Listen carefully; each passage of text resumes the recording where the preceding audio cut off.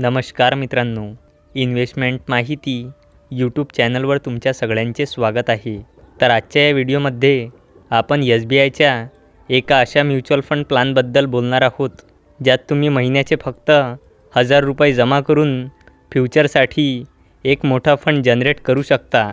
तर हा plan special अशा व्यक्तींसाठी आहे ज्यांना मंथली पैसे इन्व्हेस्ट करून स्वतःच्या रिटायरमेंटसाठी किंवा स्वतःच्या फॅमिलीच्या फ्युचरसाठी एक मोठा फंड जनरेट करायचा आहे।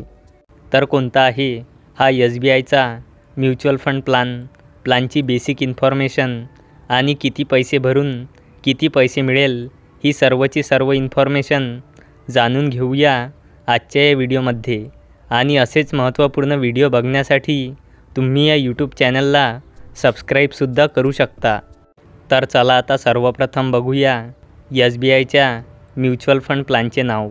तर आजच्या या व्हिडिओमध्ये आपण SBI consumption opportunities fund direct growth प्लॅनबद्दल बोलणार आहोत। चला आता या फंडची काही बेसिक इन्फॉर्मेशन बघूया। तर या फंडचा ऑल टाईम रिटर्न आहे 17.4%चा। या फंडचे लास्ट 5 इयरचे रिटर्न आहे 19.3%चे। फंडचे लास्ट 3 इयरचे रिटर्न आहे 28.6%चे आणि या फंडचे लास्ट 1 इयरचे रिटर्न आहे 23.4%चे। आणि हा fund ITC limited, Hindustan Unilever limited आणि ज्युबिलंट फूडवर्क लिमिटेड अशा टोटल 40 कंपनीमध्ये हा फंड आपले पैसे इन्व्हेस्ट करतो। आणि या फंडचा NAV म्हणजे नेट ॲसेट व्हॅल्यू 291.53 रुपये आहे। फंडची रेटिंग 5 आहे आणि या फंडचा फंड साईज 1790.92 करोड रुपये आहे। म्हणजे लोकांनी 1790.92 करोड रुपये या फंडमध्ये इन्व्हेस्ट केले आहे। आणि या फंडमध्ये मिनिमम 500 रुपयांची SIP स्टार्ट करता येते, तसेच मिनिमम 5000 रुपये लमसम इन्व्हेस्ट करता येते। आणि या फंडचा एक्सपेन्स रेशो 1.03%चा आहे। चला आता बघूया एक्झिट लोड। तर जर तुम्ही या फंडला 30 दिवसांच्या आत रिडीम केले तर तुम्हाला 0.1%चा एक्झिट लोड चार्ज द्यावा लागेल। चला आता बोलूया टॅक्सबद्दल। तर जर तुम्ही इन्व्हेस्ट केल्यानंतर 1 वर्षाच्या आधीच फंडला रिडीम केले तर तुमच्या रिटर्नवर 15% टॅक्स आकारला जाईल।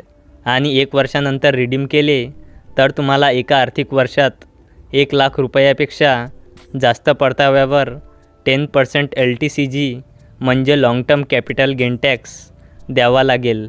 चला आता बघूया SBI mutual fund house and investment ऑब्जेक्टिव्हबद्दल।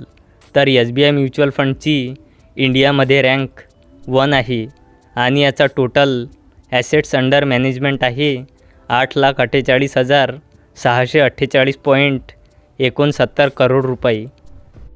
चला आता बघूया या फंडचे कॅल्क्युलेशन।